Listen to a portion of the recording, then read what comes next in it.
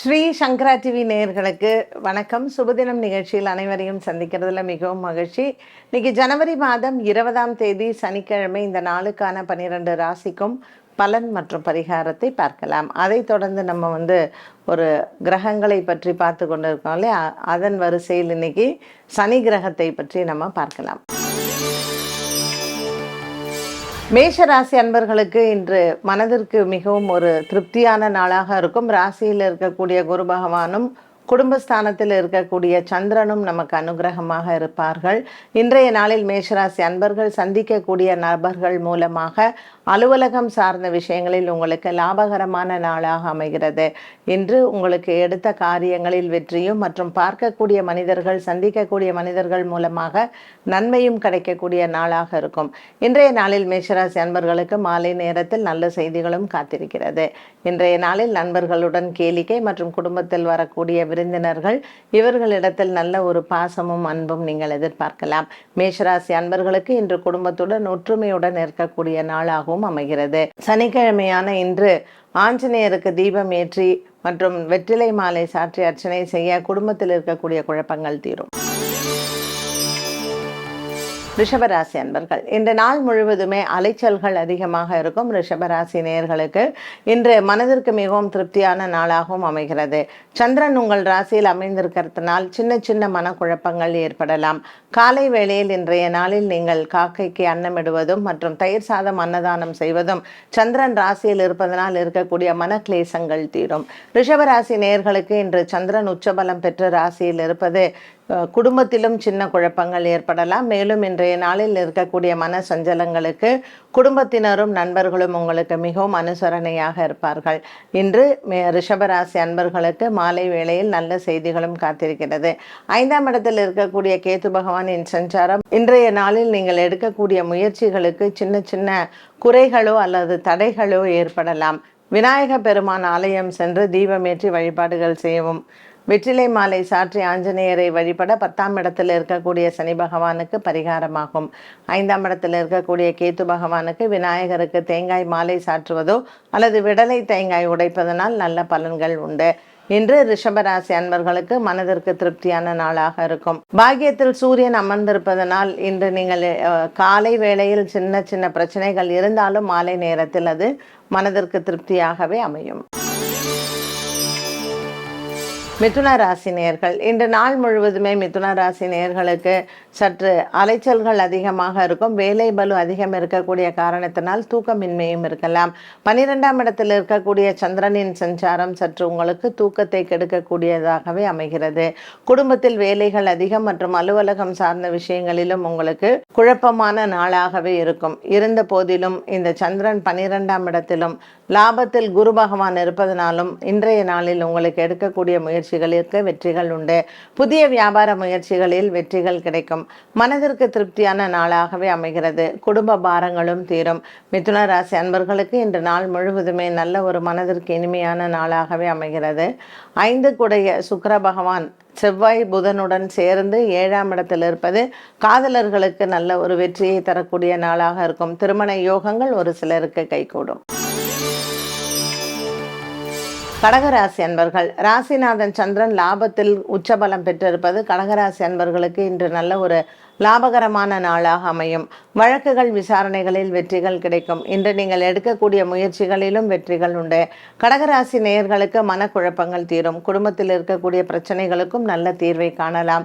இன்றைய நாளில் கடகராசி அன்பர்களுக்கு காலை வேளையில் குடும்பத்தில் சுபங்கள் ஏற்படவும் சுப செலவுகளும் காத்திருக்கிறது. புதிய வியாபார முயற்சிகளில் வெற்றிகள் உண்டு. இன்றைய நாளில் கடகராசி அன்பர்கள் புதிய நண்பர்களை சந்திப்பதும் இவர்களால் உங்களுக்கு வியாபாரத்தில் நல்ல ஒரு லாபங்களும் புதிய திருப்பங்களும் ஏற்படும். இன்று விநாயகர் ஆலய வழிபாடுகள் சிறந்தது. சிம்மராசி நேயர்கள் இன்று நாள் முழுவதுமே சிம்மராசி நேயர்களுக்கு நல்ல ஒரு அலைச்சல்கள் மிகுந்த நாளாக இருந்தாலும் கூட செலவுகளும் அதிகமாகவே இருக்கும். ராசிநாதன் சூரியன் 6ஆம் இடத்தில் இருப்பதனால் கொடுக்கல் வாங்கலில் இருந்து வந்த பிரச்சனைகள் தீரும். சூரிய பகவானின் சஞ்சாரம் 6ஆம் இடத்தில் இருப்பதனால் சிம்ம ராசி நேயர்களுக்கு மருத்துவ செலவுகளும் இருக்கலாம். இன்று மாலை நேரத்தில் நண்பர்கள் மூலமாக குடும்பத்தில் நன்மைகள் நடைபெறும். ஒரு சிலருக்கு திருமண யோகங்கள் கைகூடும். பிரிந்த குடும்பங்கள் ஒன்று சேருவதற்கும் வாய்ப்புகள் உண்டு. சிம்மராசி அன்பர்களுக்கு மனதிற்கு திருப்தியான நாளாகவே அமைகிறது. இன்று கருடனை வணங்குவது மிகவும் சிறப்பு. சிம்மராசி அன்பர்கள். கன்னிராசி நேயர்கள், ராசியில் இருக்கக்கூடிய கேது பகவானின் சஞ்சாரம் கன்னிராசி நேயர்களுக்கு சற்று மனக்குழப்பங்களை கொடுக்கும். ஹஸ்தம் நட்சத்திரக்காரர்களுக்கு இன்று சந்திராஷ்டம தினமாக அமைகிறது. இன்று மாலை நேரத்தில் நீங்கள் எடுக்கக்கூடிய முடிவுகள் நன்மையை தருவதாகவே இருக்கும். காலை வேளையில் குடும்ப சூழ்நிலைகளில் சின்ன சின்ன குழப்பங்கள் அவ்வப்போது வந்து போகலாம்.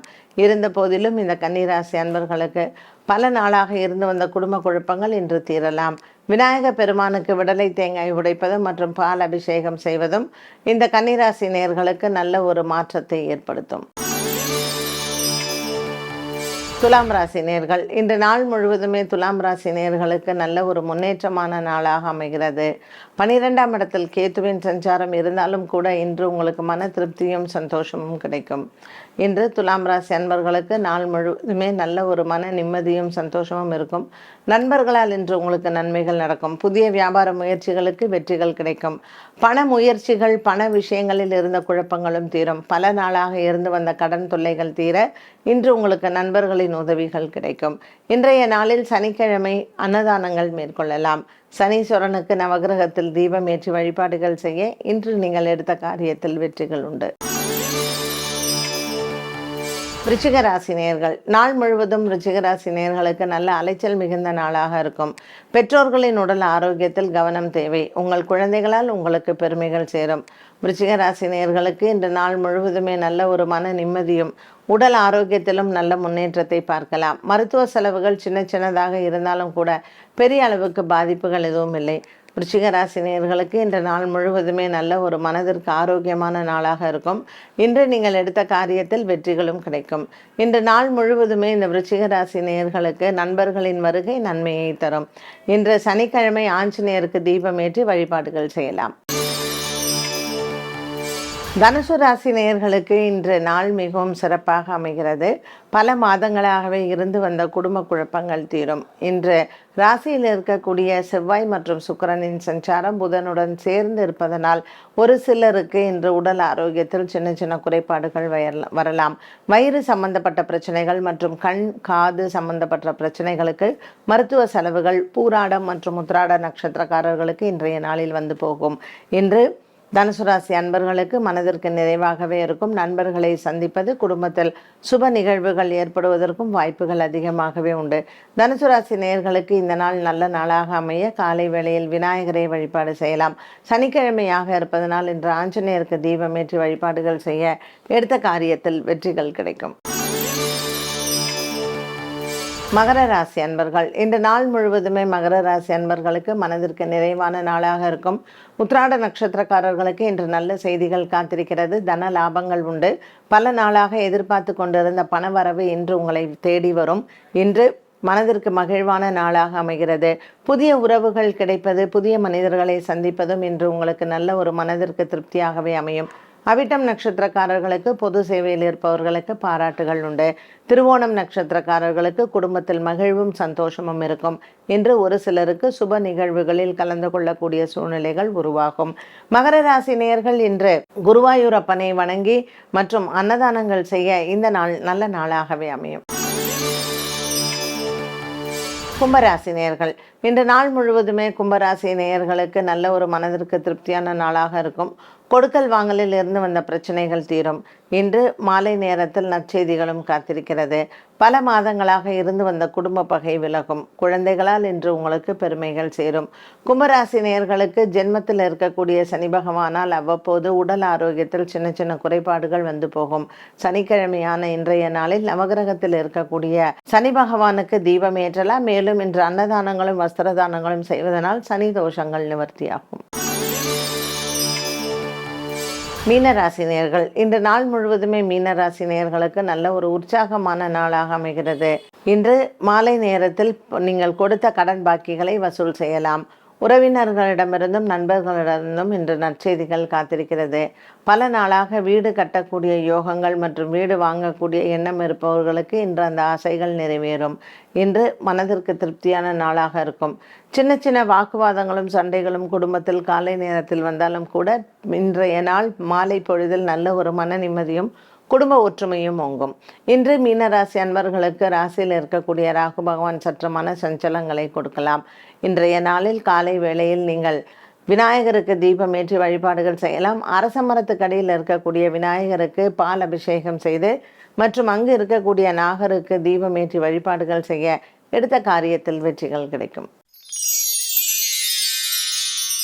12 ராசிகளுக்கும் உண்டான பலன் மற்றும் பரிகாரங்களை பார்த்தோம். இன்று சனி பகவானுக்கான சில தகவல்களை பார்க்கலாம்.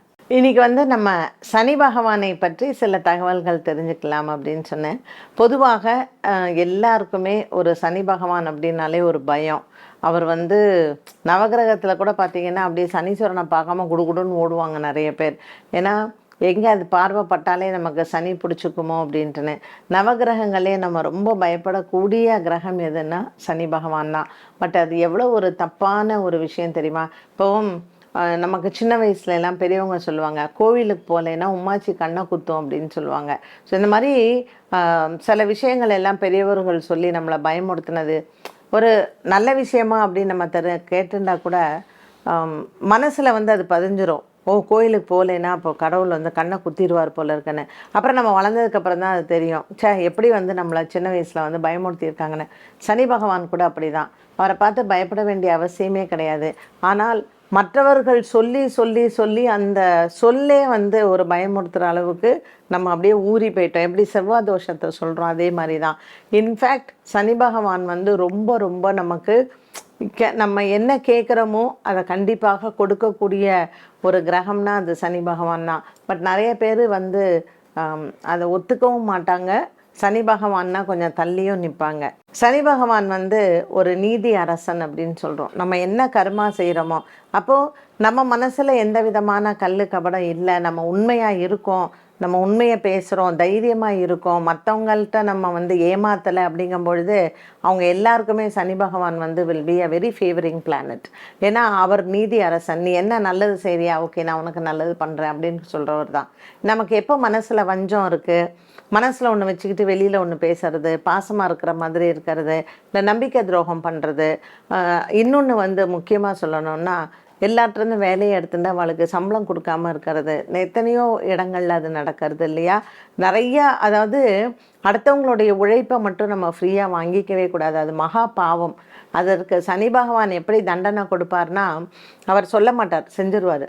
அதனால் உங்கள்கிட்ட வேலை பண்ணுறவங்களுக்கு கரெக்டாக சம்பளத்தை கொடுத்துருங்க. அடுத்தவங்களுடைய உழைப்பை அனாவசியமாக எடுத்துக்காதீங்க. இந்த மாதிரியெல்லாம் நம்ம லைஃப்பில் ஒரு சில பிரின்சிபல்ஸ் எல்லாம் ஃபாலோ பண்ணோன்னா சனி பகவான் நமக்கு அள்ளி அள்ளி கொடுக்கறதுக்கு அவர் ரெடியாக இருப்பார். பட் நம்ம எப்போ ஒரு நம்பிக்கை துரோகம் பண்ணுறோம், எப்போ மனசில் நிறைய வஞ்சம் வச்சுட்டுருக்கோம், எப்போ ரொம்ப ஃபால்ஸாக இருக்கும் அப்படிங்கும்பொழுது அவர் அவருடைய கலரை காமிக்கத்தான் செய்வார். ஸோ சனி பகவானை பார்த்து இப்போ நம்ம பயப்பட வேண்டிய அவசியமே கிடையாது. நாம் என்னவோ, he is like a mirror. நீ என்ன, நீ அவர் ஒரு கண்ணாடி தான். நீ போய் நின்னேன்னா நீ என்னவோ அதுதான் அது ரிஃப்ளெக்ட் ஆகும். ஸோ நீங்கள் சனி பகவானை பற்றி பயப்பட வேண்டிய நெசசிட்டியே கிடையாது. அதுதான் உண்மை. ஆனால் யூடியூப்பில் வியூஸ் வரணும், இல்லை அவங்களுக்கு நிறையா பேர் புகழ் வரணும், இல்லை அவங்களுக்கு நல்ல ட்ரெண்டிங் ஆகணும்னா எப்படி வேணாலும் பேசுவாங்க.